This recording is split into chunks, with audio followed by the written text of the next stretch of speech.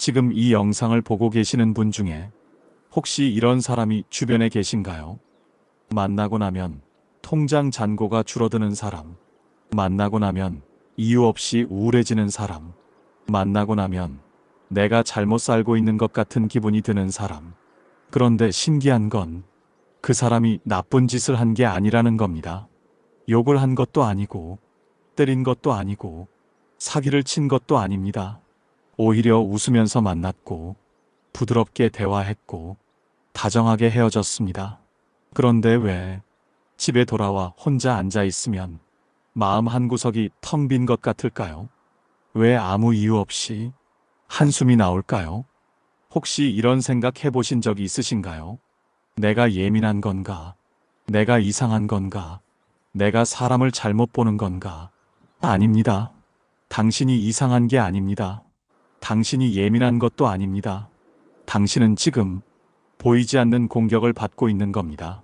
선한 얼굴로 다가오는 가장 위험한 사람들에게 오늘 이 영상을 끝까지 보시면 당신은 충격적인 진실을 알게 될 겁니다. 나이 들어서 정말 조심해야 할 사람은 욕하고 소리 지르는 사람이 아니라 웃으면서 다가오는 사람이라는 것을, 그리고 당신이 평생 좋은 사람이 되려고 애써온 그 시간이 사실은 당신을 서서히 무너뜨리고 있었다는 것을, 지금부터 제가 말씀드리는 네 부류의 사람, 이들은 모두 한 가지 무서운 공통점이 있습니다. 당신이 거절할 명분을 주지 않는다는 것입니다. 그래서 당신은 불편한데도 참고, 힘든데도 웃고, 피곤한데도 만나게 됩니다. 그리고 어느 날 문득 거울을 보다가 깨닫습니다. 아, 내가 나를 잃어버렸구나. 하지만 걱정하지 마세요.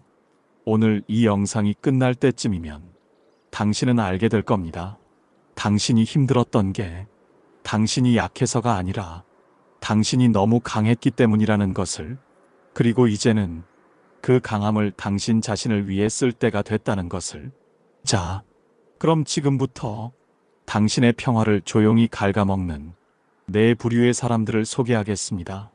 이 영상을 끝까지 보시면 제가 지금부터 던질 한 가지 질문, 이 질문의 답을 알 수 있습니다. 당신이 힘들어하는 건 정말 그 사람 때문일까요? 아니면 그 사람을 통해 드러난 당신 안의 무언가 때문일까요? 이 질문, 마음 한편에 꼭 담아두세요. 마지막에 다시 이야기할 겁니다. 그때 당신은 완전히 다른 사람이 되어 있을 테니까요. 자, 시작하겠습니다. 나이 들면 사람을 조심하라고 모두들 말합니다. 이용당하지 말라고, 함부로 마음 주지 말라고. 당연한 말입니다. 하지만 우리가 놓치는 게 있습니다. 진짜 위험한 사람은 겉으로 나쁘게 보이지 않는다는 것입니다. 오히려 가장 선하게 보이는 사람, 가장 따뜻하게 느껴지는 사람, 가장 배려심 많아 보이는 사람, 이런 사람들이 당신의 마음을 가장 깊이 무너뜨립니다. 왜냐하면 당신은 거부할 이유를 찾지 못하니까요. 그들은 당신을 때리지 않습니다. 그저 안아줍니다. 너무 오래, 너무 단단히. 그래서 당신은 숨을 쉴 수 없는데도 감사하다고 말하게 됩니다. 한국노인학회 연구 결과를 보면 충격적인 사실이 하나 있습니다. 65세 이상 어르신들이 느끼는 가장 큰 스트레스 원인, 그게 뭔지 아십니까?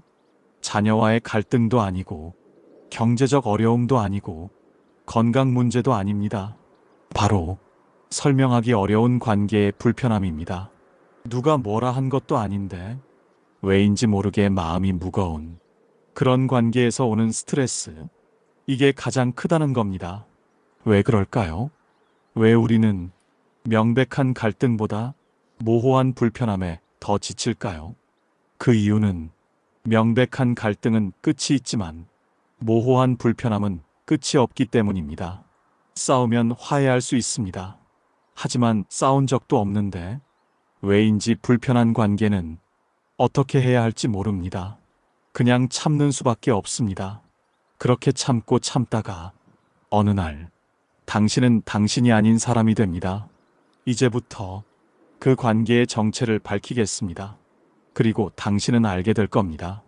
당신이 불편했던 게 당신 탓이 아니었다는 것을. 첫 번째 사람, 감정 뱀파이어. 이 사람들은 당신의 감정을 먹고 삽니다. 친구가 전화를 걸어옵니다. 힘들다고 합니다. 1시간 동안 이야기를 듣습니다. 공감해주고, 위로해주고, 해결책도 제시해줍니다.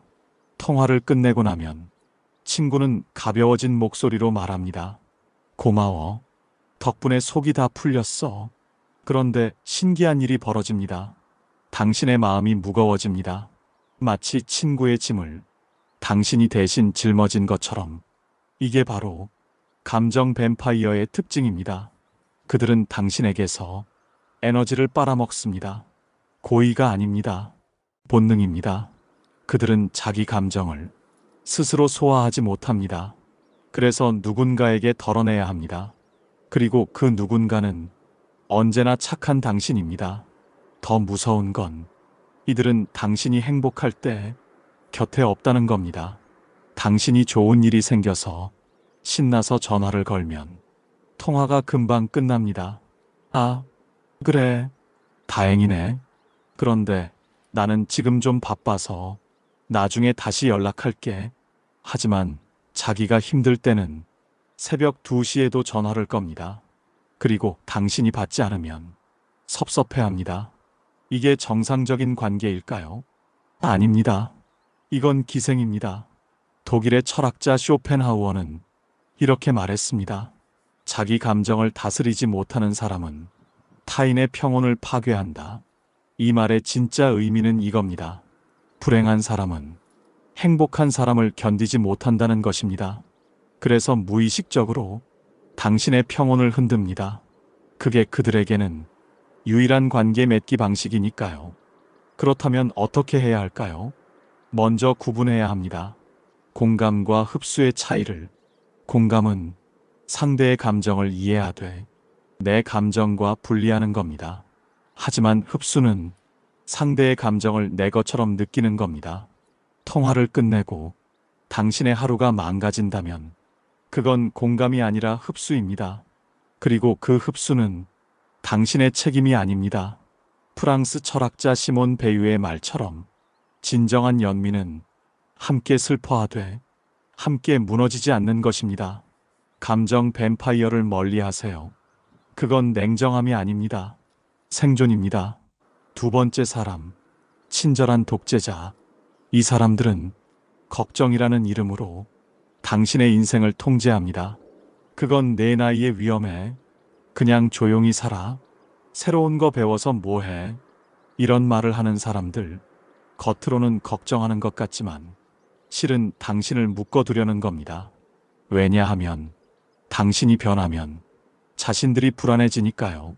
70대 초반의 한 어르신, 외국어를 배우고 싶었습니다. 그런데 주변 사람들이 모두 말렸습니다. 그 나이에 무슨 외국어냐? 시간 낭비다. 힘들기만 하고 아무 쓸모 없어. 처음엔 걱정으로 들렸습니다. 하지만 어르신은 곧 깨달았습니다. 그들이 진짜 걱정하는 건 자신이 아니라 자기 자신이었다는 것을.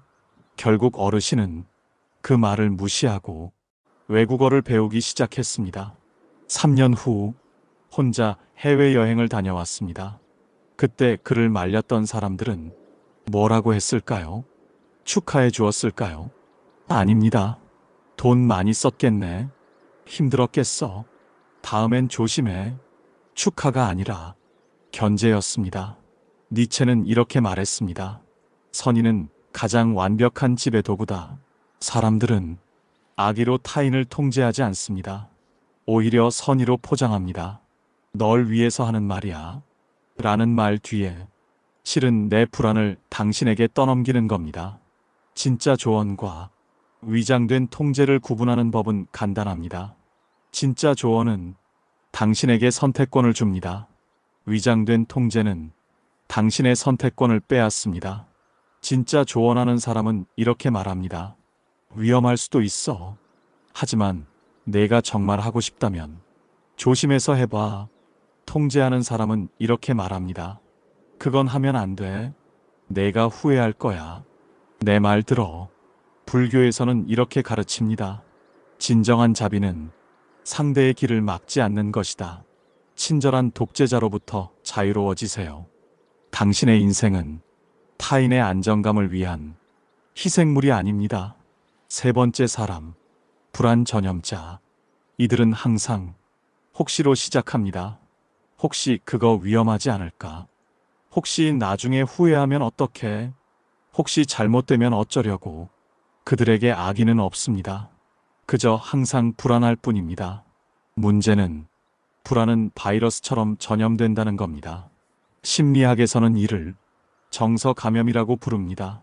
한 사람의 불안이 옆 사람의 자율신경계를 자극해 같이 긴장하게 만드는 겁니다. 한 할머니가 있었습니다.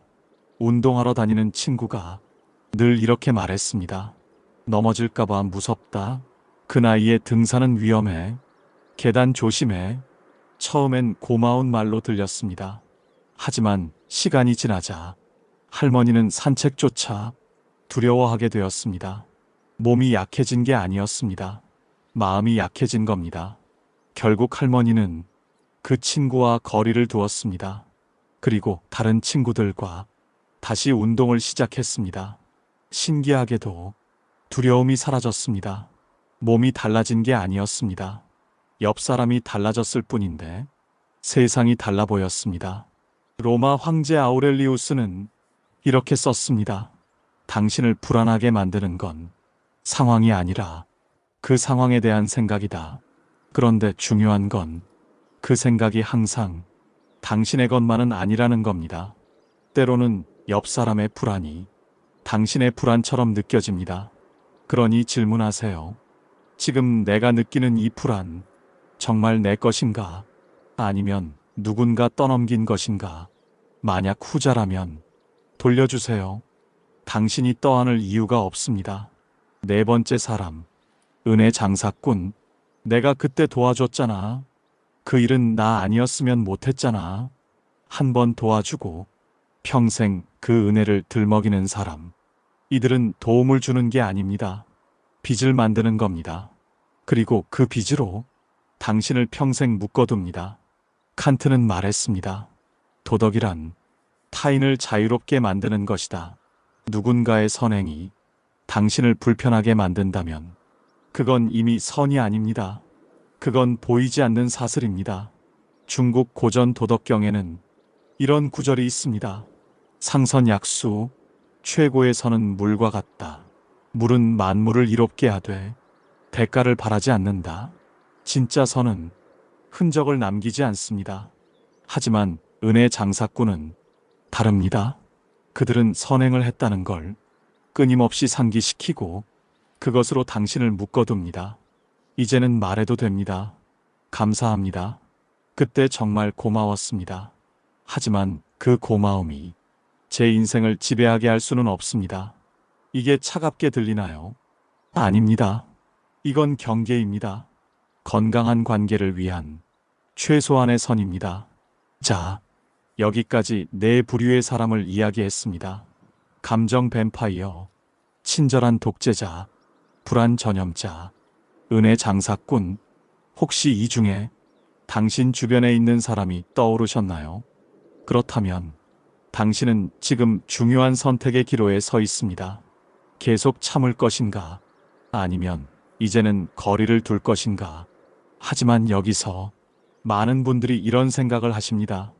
그래도 오래된 인연인데, 그래도 나쁜 사람은 아닌데, 그래도 나 때문에 상처받으면 어떡해? 바로 이겁니다. 바로 이 생각이 당신을 평생 묶어둔 겁니다. 그래도 이 세 글자가 당신의 인생을 집어삼켰습니다. 오늘 이 영상을 끝까지 보시는 당신께 정말 중요한 이야기를 하나 하려고 합니다. 아마도 처음 들어보는 이야기일 겁니다. 그리고 이 이야기가 당신의 삶을 완전히 바꿔놓을 겁니다.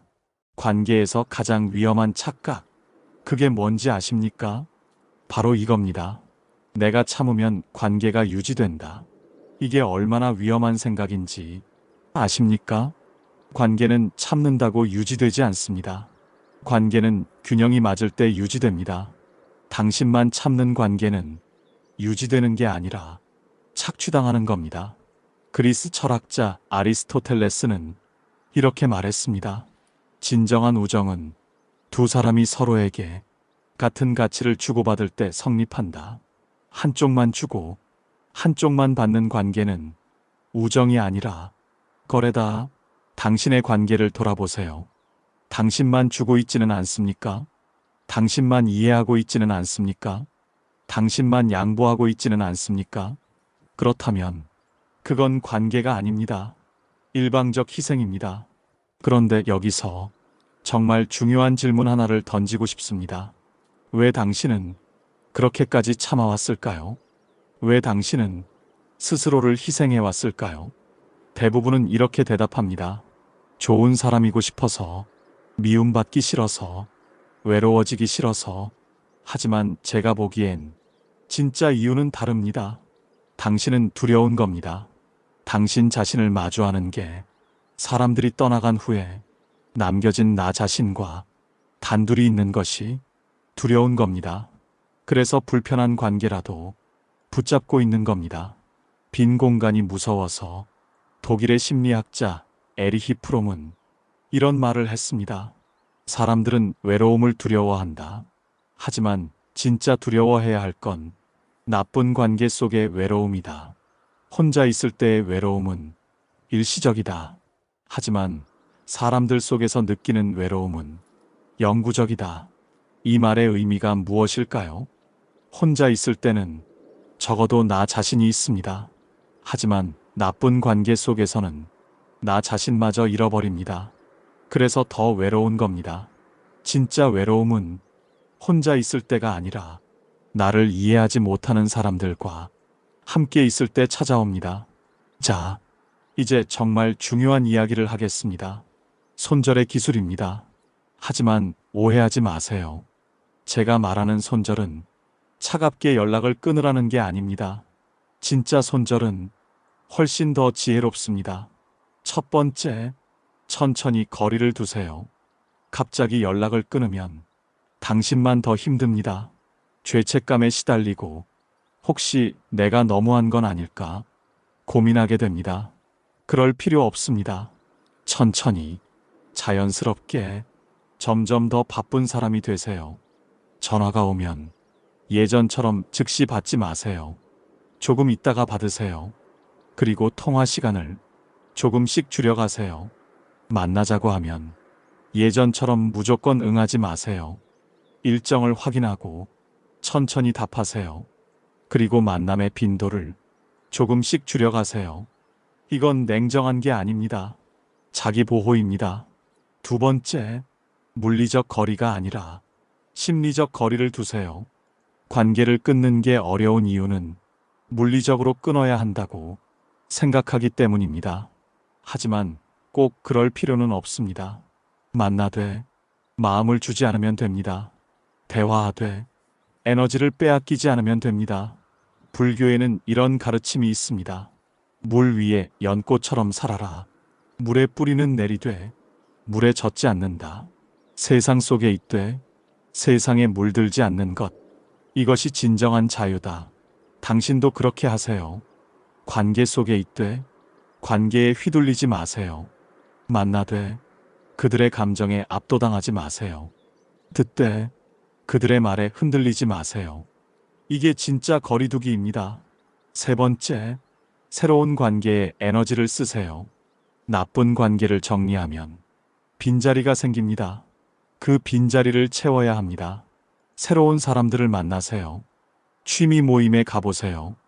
동네 문화센터 프로그램에 참여해보세요. 처음엔 어색합니다. 당연합니다. 하지만 시간이 지나면 놀라운 일이 벌어집니다. 당신을 이해하는 사람들이 나타나기 시작합니다. 그리고 당신은 깨닫게 됩니다. 아, 이게 진짜 관계구나. 이렇게 편한 관계가 있었구나. 네 번째, 경계를 분명히 하세요. 새로운 관계를 맺을 때 처음부터 경계를 세우세요. 착한 사람으로 보이려고 모든 걸 다 들어주지 마세요. 불편하면 불편하다고 말하세요. 안 되면 안 된다고 말하세요. 처음부터 분명히 하면 나중에 힘들지 않습니다. 미국의 심리학자 브레네 브라운은 이렇게 말했습니다. 명확한 것이 친절한 것이다. 불명확한 것이 불친절한 것이다. 이 말이 무슨 뜻일까요? 경계를 분명히 하는 게 상대를 배려하는 겁니다. 왜냐하면 상대도 어디까지가 괜찮은지 알 수 있으니까요. 모호하게 참다가 나중에 폭발하는 게 훨씬 더 불친절합니다. 5번째, 당신 자신과의 관계를 회복하세요. 가장 중요한 건 이겁니다. 당신이 당신을 다시 사랑하는 겁니다. 매일 아침 거울을 보고 이렇게 말해보세요. 나는 소중한 사람이다. 나는 존중받을 자격이 있다. 나는 행복할 권리가 있다. 처음엔 어색할 겁니다. 심지어 우스울 수도 있습니다. 하지만 계속하세요. 매일 말하세요. 그러면 어느 순간 당신의 무의식이 그 말을 믿기 시작합니다. 그리고 당신의 행동이 바뀌기 시작합니다. 당신을 함부로 대하는 사람을 자연스럽게 멀리하게 됩니다. 왜냐하면 당신 자신이 소중하다는 걸 이제 알게 됐으니까요. 자, 이제 처음에 드렸던 질문으로 돌아가겠습니다. 기억하시나요? 당신이 힘들어하는 건 정말 그 사람 때문일까요? 아니면 그 사람을 통해 드러난 당신 안의 무언가 때문일까요? 이제 답을 말씀드릴 시간입니다. 사실 당신을 힘들게 한 건 그 사람이 아닙니다. 그 사람은 그저 당신 안에 있던 것을 드러낸 것뿐입니다. 그게 뭘까요? 바로 당신 자신에 대한 낮은 평가입니다. 당신은 평생 스스로를 충분히 사랑하지 못했습니다. 그래서 다른 사람들에게서 사랑을 얻으려 했습니다. 그들이 인정해주면 내가 가치 있는 사람이 될 거라고 생각했습니다.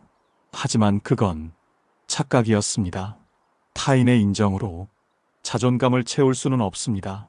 자존감은 스스로 만드는 것이지 타인에게서 받는 게 아닙니다.